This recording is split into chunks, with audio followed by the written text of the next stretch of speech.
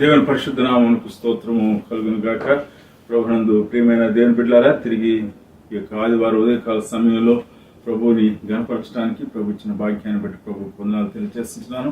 ఉదయకాల ఆరాధన మనం ప్రార్థనతో ప్రారంభించుకుందాం. పరిశుద్ధుడా పరిశుద్ధుడా పరిశుద్ధుడా, దోతల చేత నిరంతరం కూడా పరిశుద్ధుడిని ఆరాధించబడుతున్నట్టు మహా గొప్ప దేవ, విశ్రాంతికి వచ్చి మీకు కృతజ్ఞతలు చెల్లిస్తున్నాం. మీ యొక్క ఆలోచనలు పరిశుద్ధమైనవి, మీ యొక్క కార్యములు పరిశుద్ధమైనవి, మీ యొక్క ప్రేమ పరిశుద్ధమైనది, మీ తీర్పులు పరిశుద్ధమైనవి, మీరు చేయునదంతా కూడా పరిశుద్ధమైన కార్యములని మేము జ్ఞాపకం చేసుకుని మీ సన్నిధిలో పరిశుద్ధుడైన దేవుని దగ్గర మేము సాగపడుతుంటున్నాం. ఈ మహా గొప్ప దేవుని దర్శించుటకు యేసుక్రీస్తు ప్రభులో మీరు మాకు ఇచ్చిన ఆధిక్యతను బట్టి, యేసుక్రీస్తు ప్రభు వారి యొక్క బలియాగమును బట్టి, ప్రభు మీరు మాకు ఇచ్చినటువంటి ధన్యతను బట్టి మీకు వందనాలు తెలియజేస్తుంటున్నాం. ఉదయకాల సమయంలో మా ఆరాధన మీరు దీవించండి. ప్రభు నేను వాక్యం ధ్యానం చేయనప్పుడు, పాటలు ప్రభు విన్నప్పుడు మీ కృపను మాకు అనుగ్రహించండి. ప్రభా మీకు సన్నిధిని మాకు అనుగ్రహించండి. దేవంధకార శక్తుల ప్రభావం మేము కొట్టివేయించుంటున్నాం. ప్రభావ మీ యొక్క సన్నిధి ఆత్మచేత మమ్మల్ని నింపి తృప్తిపరచమని, వాక్యం విన్న వారందరూ కూడా ప్రభావ మీ చేత దీవించబడి వెళ్ళి చూపు నడిపించమని ప్రార్థన పరిశుద్ధ నామములో అడుగుచున్నాం తండ్రి, ఆమేన్.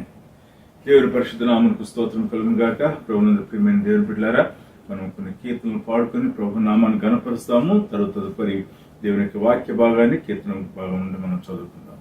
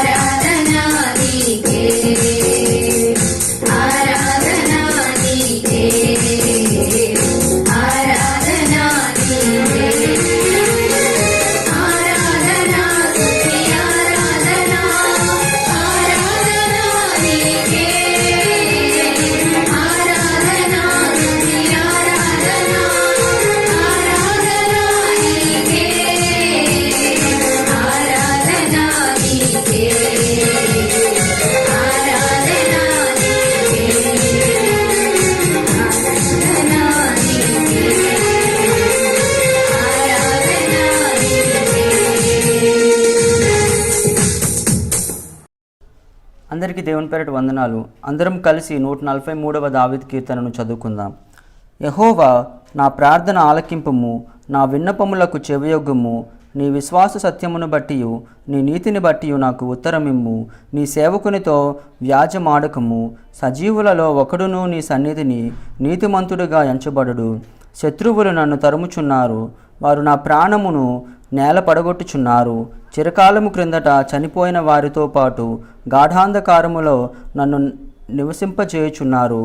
కావున నా ఆత్మ నాలో కృంగియున్నది, నాలో నా హృదయము విస్మయముందెను. పూర్వదినములు జ్ఞాపకము చేసుకొనుచున్నాను, నీ క్రియలన్నీ ధ్యానించుచున్నాను. నేను నీ చేతుల పని యోచించుచున్నాను, నీ తట్టు నా చేతులు చాపుచున్నాను. ఎండిపోయిన భూమి వలె నా ప్రాణము నీ కొరకు ఆశపడుచున్నది. యెహోవా, నా ఆత్మ క్షీణించుచున్నది, త్వరగా నాకు ఉత్తరమిమ్ము. నేను సమాధిలోనికి దిగువారి వలె కాకుండానట్లు నీ ముఖమున నాకు మరుగు చేయకము. నీ యందు నేను నమ్మికించున్నాను. ఉదయమున నీ కృప వార్తను నాకు వినిపింపుము. నీ వైపు నా మనసు నేనెత్తుకొనుచున్నాను. నేను నడవవలసిన మార్గము నాకు తెలియజేయము. యెహోవా, నేను నీ మరుగు చొచ్చియున్నాను. నా శత్రువుల చేతిలో నుండి నన్ను విడిపింపుము. నీవే నా దేవుడవు, నీ చిత్తానుసారముగా ప్రవర్తించుటకు నాకు నేర్పుము. దయగల నీ ఆత్మ సమభూమి గల ప్రదేశమందు నన్ను నడిపించునుగాక. యెహోవా, నీ నామమును బట్టి నన్ను బ్రతికింపుము. నీ నీతిని బట్టి నా ప్రాణమును శ్రమలో నుండి తప్పింపుము. నేను నీ సేవకుడను, నీ కృపను బట్టి నా శత్రువులను సంహరింపుము. నా ప్రాణమును బాధపరుచు వారినందరినీ నశింపజేయుము. ఈ కొద్దిపాటి వాక్యం దేవుడు దీవించును గాక.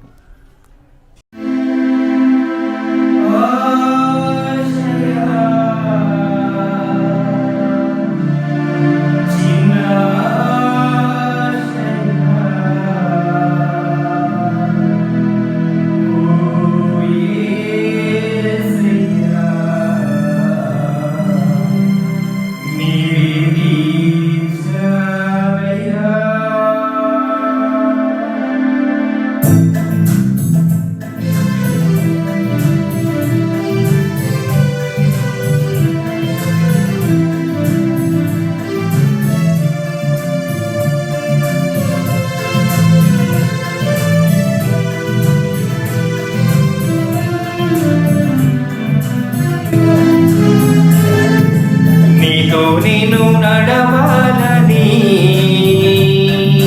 నీతో కలిసి ఉండాలని, నీతో నేను నడవాలని, నీతో కలిసి ఉండాలని. ఆశయ చిన్న ఆశయ, ఓ యేసయ్య, నీవే నిజమయ్యా.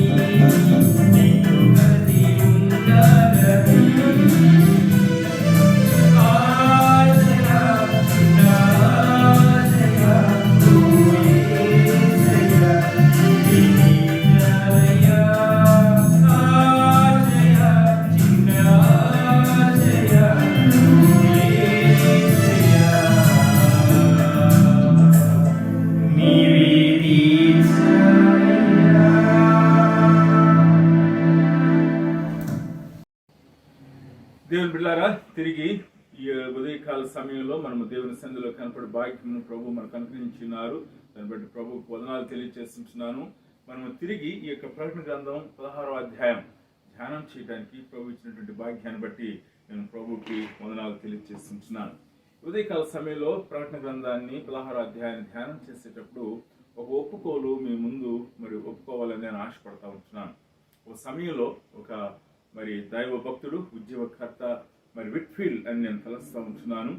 ఆయన వాక్యమును మరి ప్రకటిస్తున్నప్పుడు మరి ఒక నాస్తికుడు ఆయన దగ్గరికి వచ్చి ఆయన ఈ విధంగా మరి మాట్లాడినాడని మరి నేను వినిన్నాను. ఏమన్నాడంటే, నీవు ప్రకటిస్తున్నటువంటి నరకం గురించి అది నిజముగా ఉండినట్లయితే నీవు ఇంత సాదాసీదాగా ఎలా మరి ప్రకటిస్తున్నావు అని ఆ నాస్తికుడు ప్రశ్నించినట్లుగా నేను వినిన్నాను. తర్వాత మరి విట్ఫీల్డ్ యొక్క జీవితంలో గొప్పదైనటువంటి మరి మార్పు గమనించడం, ఆయన ఆత్మావేశంతో మరి నశించిన ఆత్మ పట్ల నిజమైన భారంతో ఆయన వాక్యాన్ని ప్రకటించినట్లుగా మరి ఆయన యొక్క జీవిత చరిత్ర చదువుతున్నప్పుడు మరి మనకు అర్థమవుతా ఉంది. కాబట్టి ఉదయకాల సమయంలో ఈ యొక్క 16వ అధ్యాయాన్ని మరి ధ్యానం చేయడానికి మరి నిజంగా మరి ఆ ప్యాషన్, ఆ కంపాషన్ మరి నాలో లేదు అనేటువంటి భావన కలుగుతూ ఉన్నది. ఎందుకంటే 16వ అధ్యాయము ధ్యానం చేస్తున్నప్పుడు ఈ భూమి అంతటి మీదకి కూడా మరి రాబో ఆ యొక్క ఆఖరి ఉగ్రతలను తెలియచేస్తూ ఉన్నది. నిజంగా ఇక ఆఖరి ఉగ్రతలను మరి మనము ప్రకటించడానికి మన హృదయం నిజంగా మరి దేవుని యొక్క హృదయంతో అనుసంధానం చేయబడి దేవుని యొక్క హృదయంతో కూడినటువంటి మనస్సు మనకెంతో కావాలని నేను తలస్తూ ఉంటున్నాను. మరి ఇక్కడ మనం చూసినట్లయితే 16వ అధ్యాయంలో మనం చదువుకున్న రీతిగా ఇక ఆఖరి ఉగ్రత పాత్రలను దేవుడు కృంభరించడాన్ని మనం చూస్తూ ఉన్నాం. దేవుని బిడ్డలారా, మరి 16వ అధ్యాయంలో మనం చూసినట్లయితే దేవుని కోపంతో నిండి ఉన్న ఆ 7 పాత్రలను భూమి మీద కృంభరించడని ఆలయం నుండి గొప్ప స్వరము ఆ 7 దేవదూతలతో చెప్పగా వింటిని. మరి ఒక డిక్లరేషన్ మరి ఏర్పడ్డది, ఒక ప్రకటన వెలువడింది. ఈ గొప్ప స్వరము విత్ ఎ బిగ్ షౌట్ అనేటటువంటి ఆలోచన, మరి ఈ గొప్ప స్వరంతో ఈ యొక్క ప్రకటన వెలువడింది. ఏమిటంటే, ఆ యొక్క ఉగ్రత పాత్రలను భూమి మీద కృమ్మరించండి అనేటువంటి ఆ యొక్క స్వరము వినబడినట్లుగా మరి మనం ఇక్కడ చూస్తూ ఉన్నాం. మరి దేవుడు తన దూతలతో తనకి ఇవ్వబడినటువంటి మరి ఆయన ఆజ్ఞను దేవుని యొక్క దూతలు అవి నెరవేర్చేవిగా ఉండటాన్ని మనం జ్ఞాపం చేసుకోవాలి. ఈ 16వ అధ్యాయాన్ని ధ్యానం చేస్తున్నప్పుడు మరి 7 మరి పాత్రలు కుమ్మరించబడటాన్ని మనం చూస్తూ ఉన్నాం. మరి ఒకదాని తర్వాత ఒకటి మరి కుమ్మరించబడుతున్నట్లుగా మనకు అనిపిస్తున్నప్పుడు కూడా ఇవన్నీ కూడా ఒకేసారి కూడా కుమ్మరించబడవచ్చు. అంటే ఒక్కొక్క పాత్ర కుమ్మరింపుకు పెద్ద మరి సమయం వ్యత్యాసము ఉండవలసిన అవసరత లేదనే విషయాన్ని ఉదయకాల సమయంలో మనం జ్ఞాపం చేసుకోవాలి. మరి ఏ దేవుడైతే ఈ యొక్క మరి సృష్టిని అంతటిని కూడా సృష్టి క్రమాన్ని సృష్టించి ఉన్నాడో, సృష్టి నియమాల్ని సృష్టించి ఉన్నాడో ఆయనకు మరి ఈ యొక్క సృష్టిని తీర్పు తీర్చడం కూడా ఆయన అధికారం కలదు. ఈ సృష్టిని సరిచేయడానికి ఆయనకు అధికారం కలదు అనే విషయాన్ని మనము ఈ యొక్క మరి 16వ అధ్యాయము చదువుతున్నప్పుడు మనకి అర్థమవుతుంది. మరి 16వ అధ్యాయం 2వ వచనంలో మనం చూసినప్పుడు మొదటి దూత ఉగ్రత పాత్రను మరి కృంభరించడాన్ని మనం చూస్తూ ఉంటాం. దేవుని బిడ్డలారా, ఇక్కడ మొదటి పాత్ర మరి కృంభరించబడినప్పుడు మరి ఆ యొక్క క్రూర మృగం యొక్క ముద్ర గల వారికి, దాని ప్రతిమకు నమస్కారము చేయు వారికి బాధకరమైన చెడ్డ పుండు పుట్టెను. ఇక్కడ మరి చెడ్డ పుండ్లు పుట్టడాన్ని మనం ఇక్కడ చూస్తూ ఉన్నాం. ఈ యొక్క ఉదయకాల సమయంలో ప్రకటన గ్రంథం 16వ అధ్యాయం ధ్యానం చేసేటప్పుడు నిర్గమకాండ గ్రంథంలో మరి దేవుడైన యెహోవా మరి మోషే ద్వారా ఐగుప్తుకి పంపించిన తెగుళ్లను మనం ఆలోచన చేసినట్లయితే మరి వాటిని తిరిగి మరి ప్రకటన గ్రంథం మరి 8వ అధ్యాయం నుండి 11వ అధ్యాయంలో ఆ యొక్క మరి బోరలు ఊదినప్పుడు మరి వచ్చినటువంటి ఆ యొక్క ఉగ్రత క్రమాన్ని ఆలోచన చేసినప్పుడు, తిరిగి ఈ 16వ అధ్యాయాన్ని మనం ఆలోచన చేసినప్పుడు ఈ మూడు కూడా సమాంతరంగా ఉంటున్నవి, మరి ఈ మూడిట్లో కూడా చాలా పోలికలు ఉంటున్నవి అనే విషయాన్ని ఉదయకాల సమయంలో మీ ముందుంచాలని నేను ఆశపడుతుంటున్నాను. మీరు ఎవరైతే దేవుని యొక్క వాక్యాన్ని జాగ్రత్తగా ధ్యానం చేయాలని ఆశపడుతుంటున్నారో, ఈ యొక్క ప్రకటన గ్రంథం గురించి చక్కగా తెలుసుకోవాలని ఆశపడుతుంటున్నారో, దయచేసి మీరు మరి నిర్గమకాండ గ్రంథం చదవండి. తర్వాత ప్రకటన గ్రంథం 8వ అధ్యాయము నుండి 11వ అధ్యాయం వరకు చదవండి.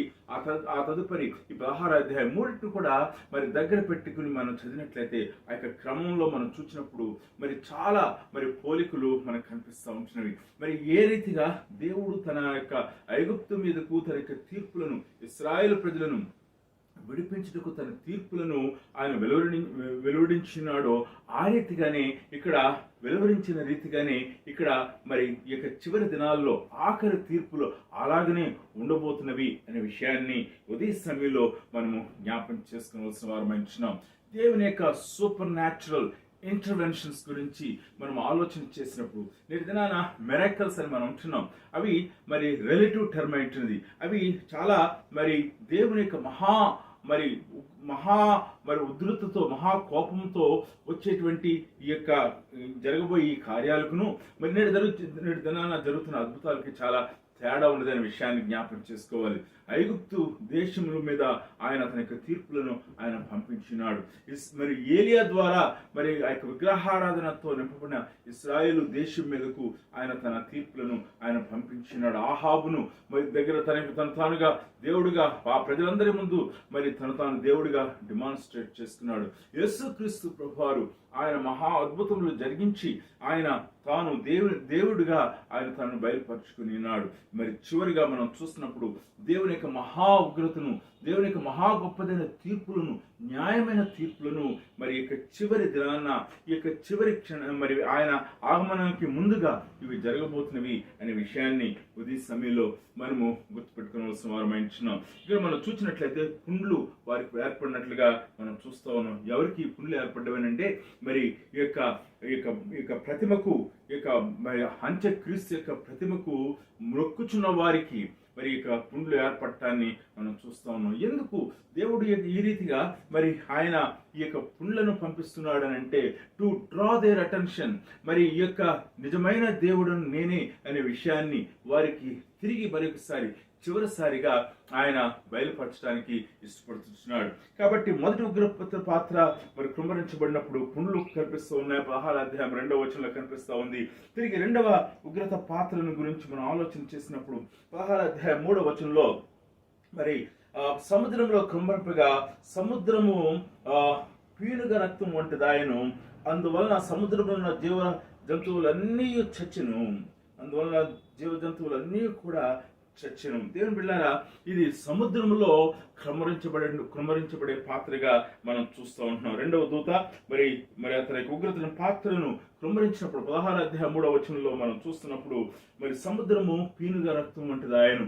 దేవుని బిడ్డలారా, ఇది సంభవించడానికి మనం ఎంతో దూరంలో లేము అనే విషయాన్ని కూడా ఉదయకాల సమయంలో జ్ఞాపం చేసుకోవాలి. మరి ఒకవేళ మీరు మరి సముద్రంలో జరుగుతున్నటువంటి మరి కాలుష్యం గురించి ఆలోచన చేసినట్లయితే, సముద్రంలో జరుగుతున్నటువంటి విపత్తుల గురించి ఆలోచన చేసినట్లయితే, సముద్రం అంతా కూడా కలుషితం అయిపోయింది. అనేకమైన జీవరాశులు చనిపోతూ ఉంటున్నాయి. ఇంకా కూడా మరి మానవుడు కలుగు చేసేటువంటి ఈ కాలుష్యాన్ని బట్టి ఇంకా కూడా జీవరాశులు చనిపోబోతూ ఉన్నాయి. అయితే ఒక్కసారి దేవుని యొక్క ఉగ్రత చొప్పున మరి ఈ యొక్క జీవరాశులన్నీ కూడా చనిపోబోతున్నవి. సముద్రము రక్తం వలెగా మార్చబట్టాన్ని ఇక్కడ మనం చూస్తూ ఉంటున్నాం. మూడవ మరి దూత మరి ఉగ్రత పాత్రను ఊదినప్పుడు 4వ వచనంలో మనం చూస్తున్నాము, నదులలోను జలధారులలోను కుమ్మరింపగా అవి రక్తమాయను. మరి ఇక్కడ చూసినప్పుడు మానవునికి కావలసినటువంటి జీవాధారం మరి జీవనాధారం మనము మరి ఇక్కడ నదుల్లో చూస్తూ ఉన్నాం.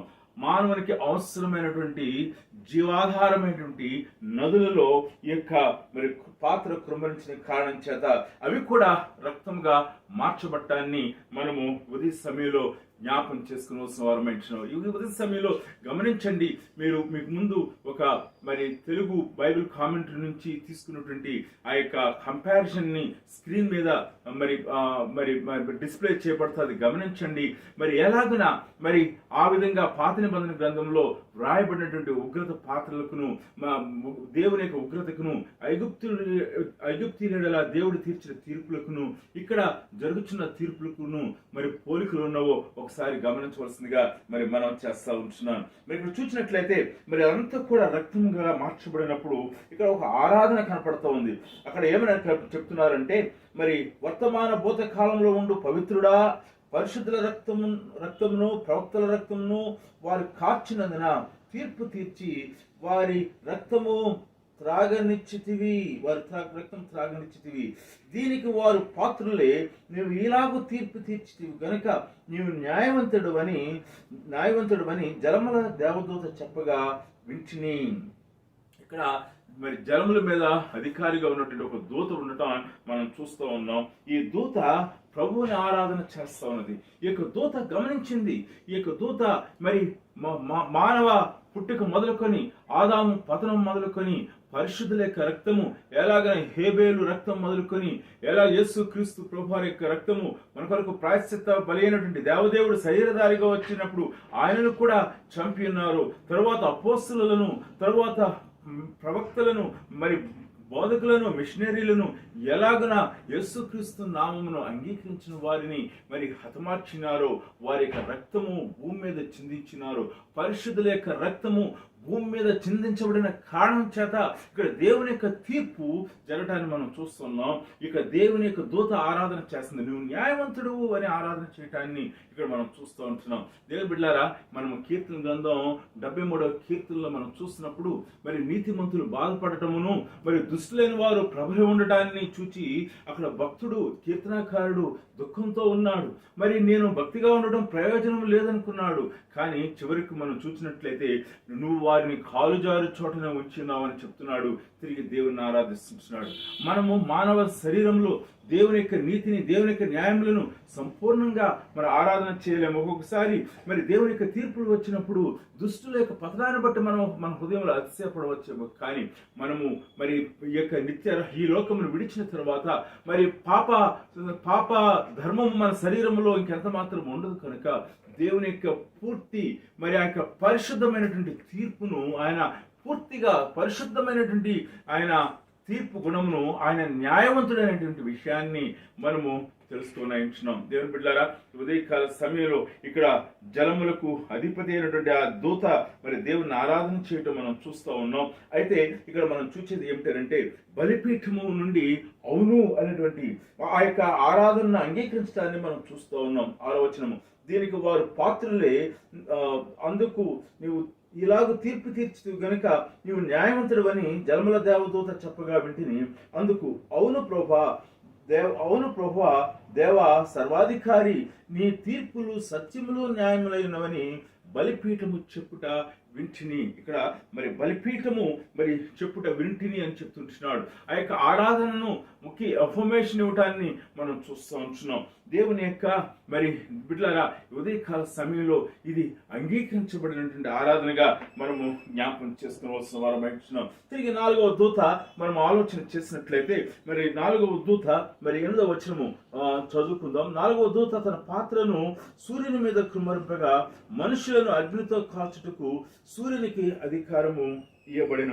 ఒకసారి ఆలోచన చేయండి.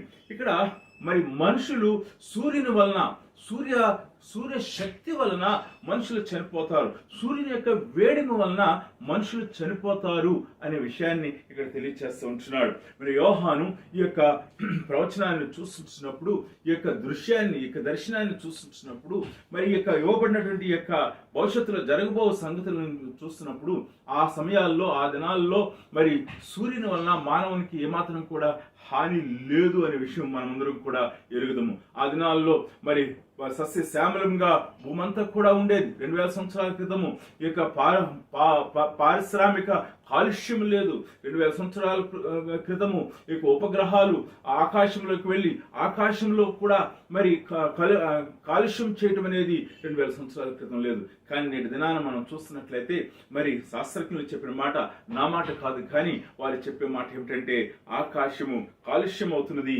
అంతరిక్షంలో మరి ఇక్కడ చూసినట్లయితే భూమికి ఉన్నటువంటి ఆ యొక్క పొర, ఓజోన్ పొర మరి అది పూర్తిగా పాడైపోతుంది. ఆ కారణం చేత అతిలీల అల్ట్రా వైలెట్ రేస్ అనేవి మరి భూమి మీద పడుతున్న కారణం చేత మనుషులు అనేక రకములైన వ్యాధులకు గురవుతున్నారు అనే విషయాన్ని శాస్త్రజ్ఞులు తెలియజేస్తూ ఉంటున్నారు. ఇంకా అంత మాత్రమే కాదు, పర్యావరణ మార్పులు జరుగుతూ ఉన్నాయి. క్రమక్రమంగా భూమి వేడెక్కుతుంది అనే విషయాన్ని మరి శాస్త్రజ్ఞులు చెప్తుంటున్నారు. మనము భూమి యొక్క మరి లోపల ఉన్నటువంటి ఇంధనాన్ని అంతటిని కూడా మనము తీసివేస్తున్నాం. అక్కడ రీప్లేస్ చేయడానికి ఏమీ కూడా లేదు. మనం ఆ యొక్క గ్యాసెస్ అన్నిటిని కూడా తీసివేస్తుంటున్నాం. సముద్రంలో ఉన్నటువంటి నీళ్లు మరి తగ్గిపోతూ ఉన్నాయి. సముద్ర మట్టం తగ్గిపోతూ ఉంది. కొన్ని చోట్ల సముద్ర మట్టములు పెరుగుతూ ఉన్నాయి. మరి ద్వీపాలు మునిగిపోవటం చూస్తూ ఉన్నాము. మరి మనం చూసినట్లయితే ఈ యొక్క ఇకలాజికల్ ఇంబ్యాలెన్స్ మనం చూస్తూ ఉంటున్నాం. శాస్త్రజ్ఞుల యొక్క ప్రెడిక్షన్ ఏంటంటే రానున్న కొన్ని సంవత్సరాల్లో మరి యొక్క సగటు ఉష్ణోగ్రత మరి ఇంకా 2 డిగ్రీలు మరి ఇంకా పెరుగుతుందని చెప్తుంటున్నారు. ఎన్నడూ కూడా మరి చూడని రీతిగా 50 డిగ్రీల యొక్క సెంటిగ్రేడ్ టెంపరేచర్స్ మరి వేసవి కాలంలో మనము చూస్తూ ఉన్నాం. అంత మాత్రమే కాదు దేవుని బిడ్డలారా, ఇంకా అధికమైనటువంటి మరి ఉష్ణోగ్రతలు నమోదు కానాయించినవి. మరి చూసినట్లయితే ఈ యొక్క అధికమైన ఉష్ణోగ్రతలకు మానవుడు పతనమైపోతాడు, మానవుడు నశించిపోతాడు అనే విషయాన్ని మనం జ్ఞాపకం చేసుకోవాలి. ఇవన్నీ కూడా నేటి దినాన మనం ప్రెడిక్ట్ చేస్తూ ఉన్నాం. యోహాను కాలంలో 2000 సంవత్సరాల కాలంలో యోహాను శాస్త్రజ్ఞుడు కాడు, యోహాను సైంటిస్ట్ కాడు, కానీ దేవుని యొక్క ప్రత్యక్ష ద్వారా చెప్తుంటున్నాడు. సూర్యుని వలన మరి 5వ దూత మరి ఆ విధంగా 4వ దూత ఆ విధంగా మరి పాత్రను క్రమరించినప్పుడు మనుషులు అగ్ని చేత మరి కాల్చుటకు సూర్యునికి అధికారం ఇవ్వబడును. కాగా మనుషులు తీవ్రమైన వేడిమితో కాలిపోయి ఈ తెగుల మీద అధికారం గల దేవుని నామమును దూషించారు, కానీ ఆయన మహిమపరచినట్లు వారు మారుమనస్సు పొందిన వారు కారు. చూడండి, మరి ఈ విధంగా మరి దేవుని యొక్క ఉగ్రతను కుమ్మరించబడుతున్నప్పుడు మనుషులు మరి దేవుని దూషించారు, కానీ మారు మనసు పొందినట్లుగా వారు కనపడతలేదు. ఇక్కడ మనం ఒక పాఠాన్ని మనం నేర్చుకోవాలి. మరి సంఘము ఈ లోకంలో ఉన్న కాలంలో మరి శ్రమల గుండా వెళుతున్నప్పుడు సువార్త ప్రకటించబడుతున్నప్పుడు దేవుని యొక్క మరి సువార్త ప్రకటన బట్టి మానవులు పాపం విషయమై పశ్చాత్తాపడ్డారు, దేవుని వైపు తిరిగారు. కానీ ఈ కాలంలో మనం చూసేది ఏంటంటే ఆ సువార్త లేదు అనే విషయం మనకు అర్థమవుతుంది. దేవుడు తన యొక్క ప్రత్యక్షతను బయలుపరుస్తున్నాడు, తన కార్యాలను ఆయన బయలుపరుస్తున్నాడు, కానీ ప్రజలు దేవుని వైపు తిరగట్లేదు, వారు పశ్చాత్తాపడలేదు, వారు మారు మనసు పొందుటలేదు అనే విషయాన్ని మనం జ్ఞాపకం చేసుకోవాలి. వారు పాపం విషయమై పడకపోవటం మాత్రమే కాదు, కానీ వారు దేవుని దూషించుట. ఎప్పుడైనా సరే ఒక అన్రీజనరేటెడ్ హార్ట్, మరి సువార్తకు స్పందించినటువంటి హృదయం, లేక దేవుని చేత ఆ తిరిగి జన్మించినటువంటి అనుభవం, పరిశుద్ధాత్మ చేత తిరిగి పుట్టినటువంటి అనుభవంలోనికి రాని వ్యక్తి, మరి దేవుని యొక్క వాక్యము విన్న తర్వాత పాపల విషయమై పశ్చాత్తాపపడినటువంటి వ్యక్తి, అతడు తన జీవితంలో చేసే పని ఏంటంటే దేవునిని దూషించువాడుగా ఉంటున్నాడు. దూషకుడు.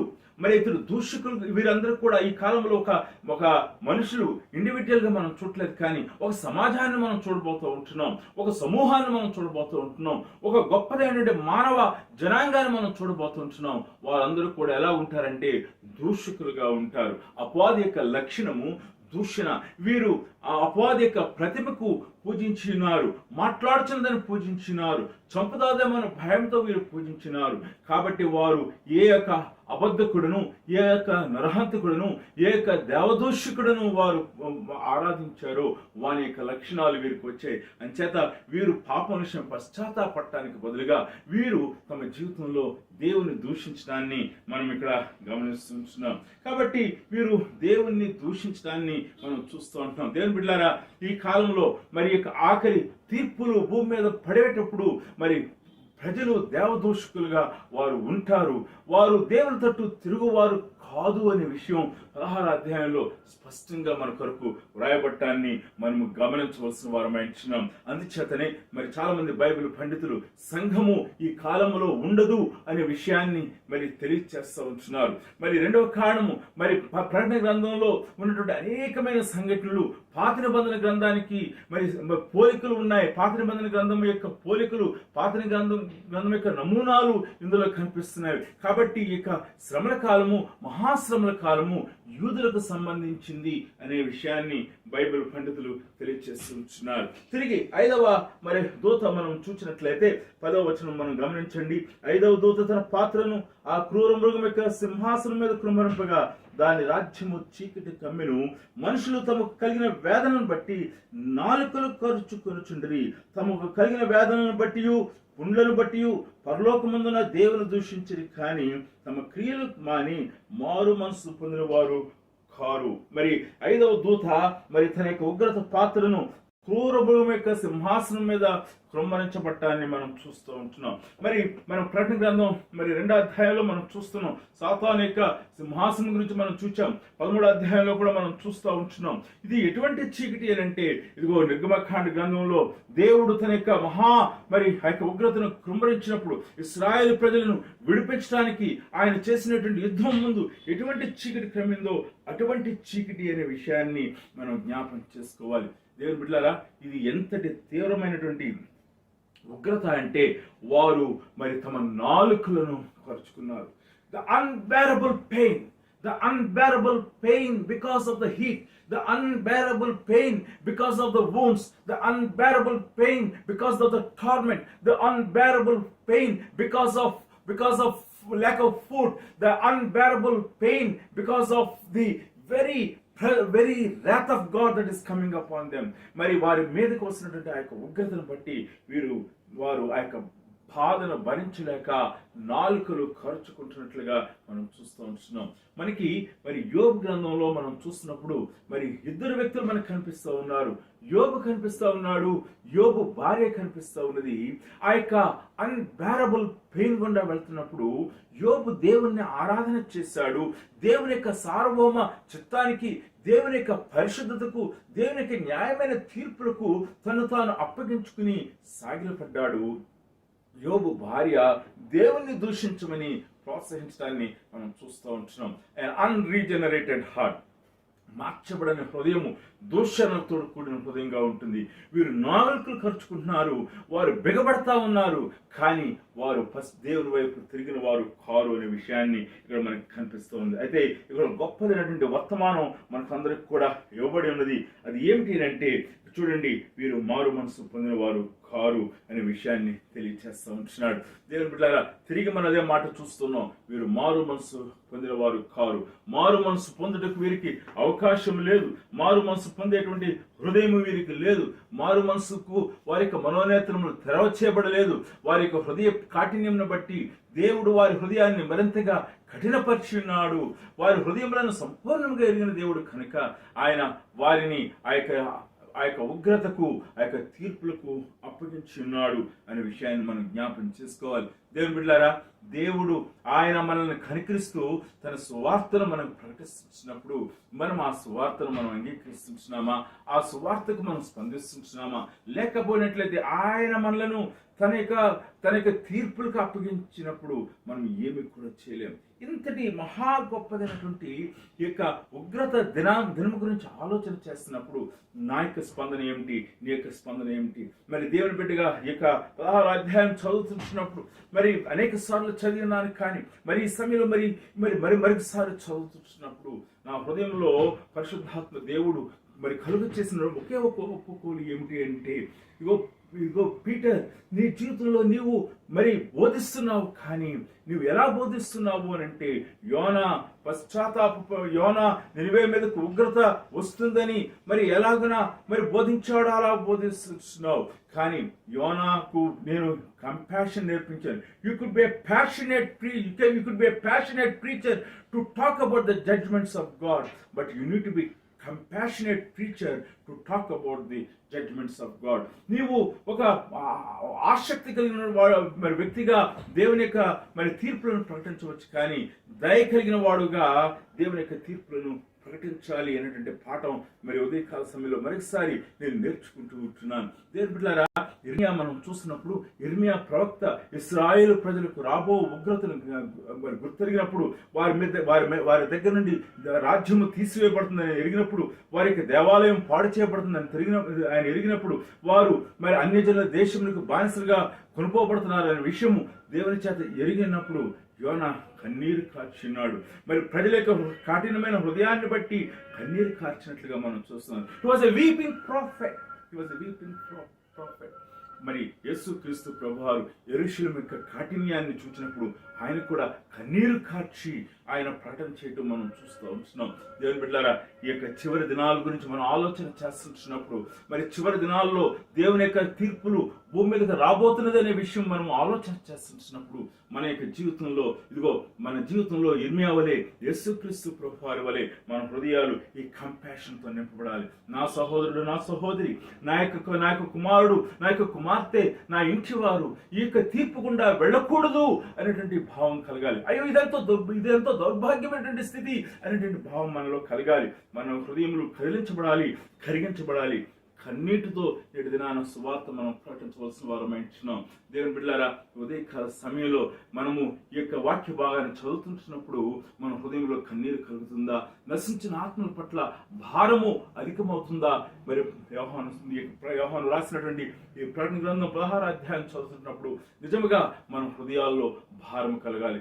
రాబో తీర్పులు గొప్పవి అనే విషయాన్ని మనం జ్ఞాపకం చేసుకుని మనము మన యొక్క జీవితాల్లో మన యొక్క సువార్త ప్రకటించు విధానంలో మార్పు రావాల్సిన అవసరం ఉన్నది అనే విషయాన్ని మనము జ్ఞాపకం చేసుకోవాల్సిన వారమైంటున్నాం. మరి తిరిగి మరి యొక్క 16వ అధ్యాయము 12వ వచనంలో మనం చూసినప్పుడు ఇక్కడ యూఫ్రటీస్ నది మరి ఆ విధంగా ఎండిపోవటం మనం చూస్తూ ఉంటున్నాం. దేవుని బిడ్డలారా, ఇది 5 సార్లు యొక్క యూఫ్రటీస్ నదిని మహానది అని మరి తెలియచేసి ఉన్నారు.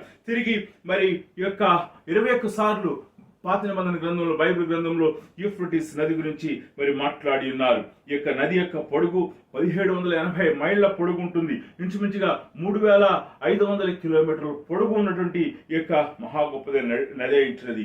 1200 మైళ్ళు మరి ఈ యొక్క నదిలో వాడలు ప్రవహిస్తూ ఉంటాయి.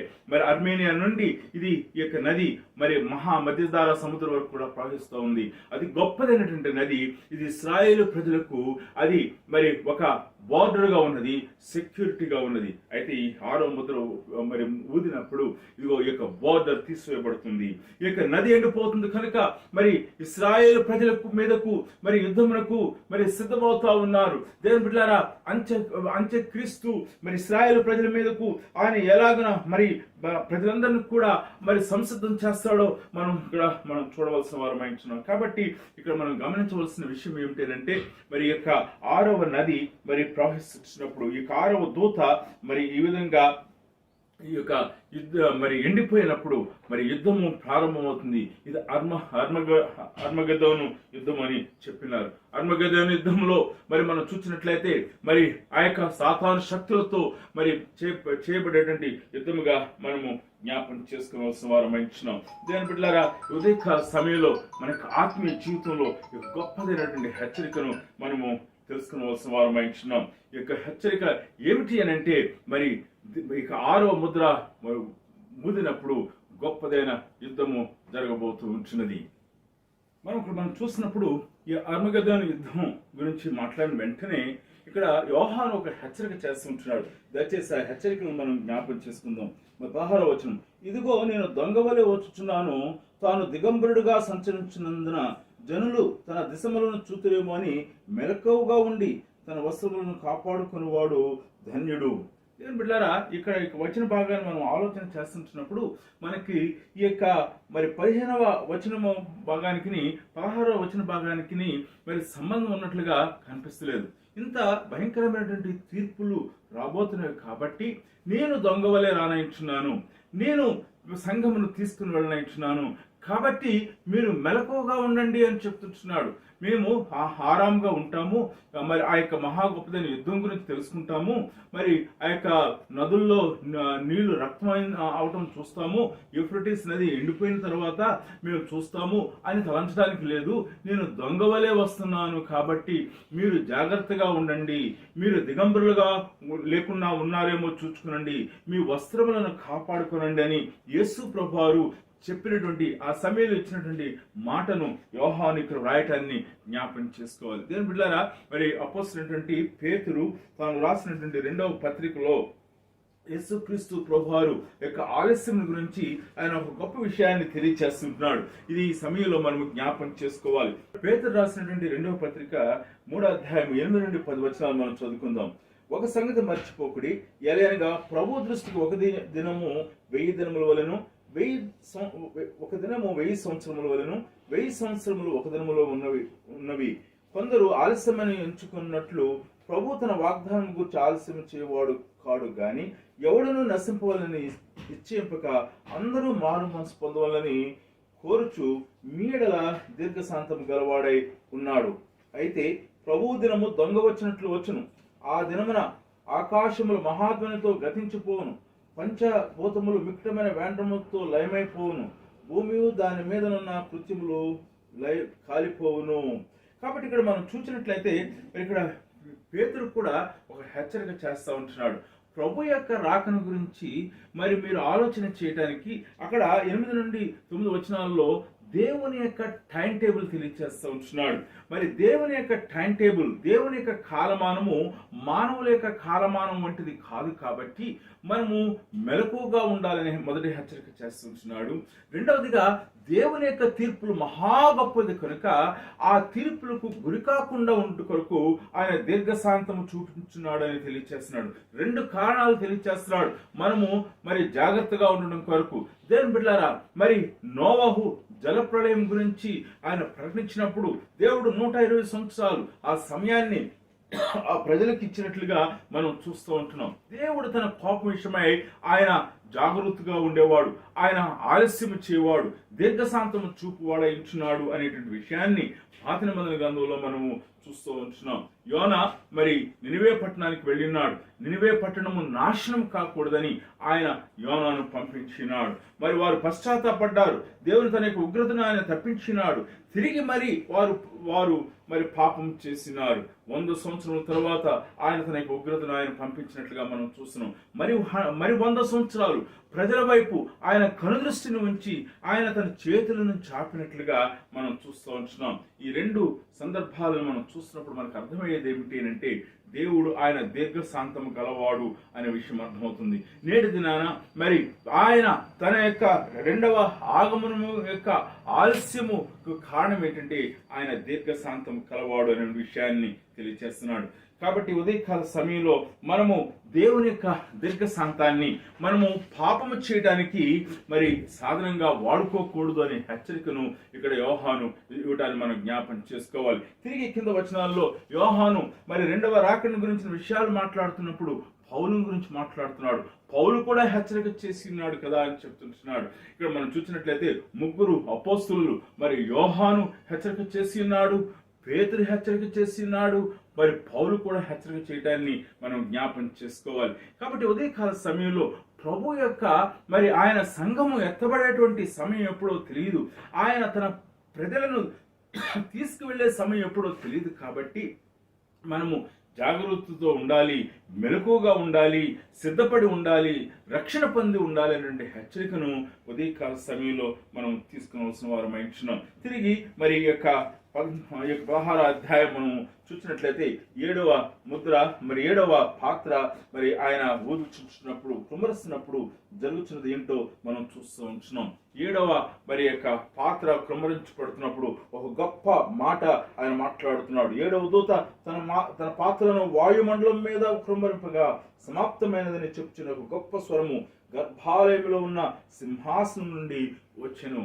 పోయినసారి మనము మరి ఇక 17వ అధ్యాయం ధ్యానం చేస్తున్నప్పుడు మనము మరి ఆ యొక్క సమాప్తమైన దాని గురించి మనం మాట్లాడి ఉన్నాం. యేసుక్రీస్తు ప్రభువారు సిలువలో సమాప్తమైంది అని చెప్పినారు. తిరిగి ఇక్కడ సింహాసనం నుండి ఆయన సమాప్తమైంది అని చెప్తుంటున్నారు. కాబట్టి ఇక్కడ మనం చూసినప్పుడు మరి దేవుడు సమాప్తమైంది, సిలువలో సమాప్తమైందని చెప్పినారు. ఇక్కడ సింహాసనం నుండి సమాప్తమైనట్లుగా చెప్తున్నాడు. దేవుని బిడ్డలారా, మరి దేవుడు సమాప్తమైందని చెప్పినప్పుడు ఆయన చేయబో కార్యములు సమాప్తమైంచినవి. ఆయన కొత్త యుగానికి ప్రారంభించినాడు. ఆయన 1000 ఏళ్ల పరిపాలనకు నాంది పలకరించున్నాడు అనే విషయాన్ని ఈ ఉదయకాల సమయంలో మనము జ్ఞాపకం చేసుకోవాల్సిన వారం అంటున్నాం. ఇక్కడ మనం చూసినట్లయితే ఇక్కడ మనకి మరి యొక్క మరి 18వ వచనంలో ఇక్కడ గొప్పదైనటువంటి ఉరుములు కలటాన్ని మనం చూస్తున్నాం. మెరుపులో ధ్వనులను ఉరుములను పుట్టెను, పెద్ద భూకంపములు కలిగెను, మనుషులు భూమి మీద పుట్టినది మొదలుకొని అట్టి మహాభూకంపము కలగలేదు. అది అంత గొప్పది.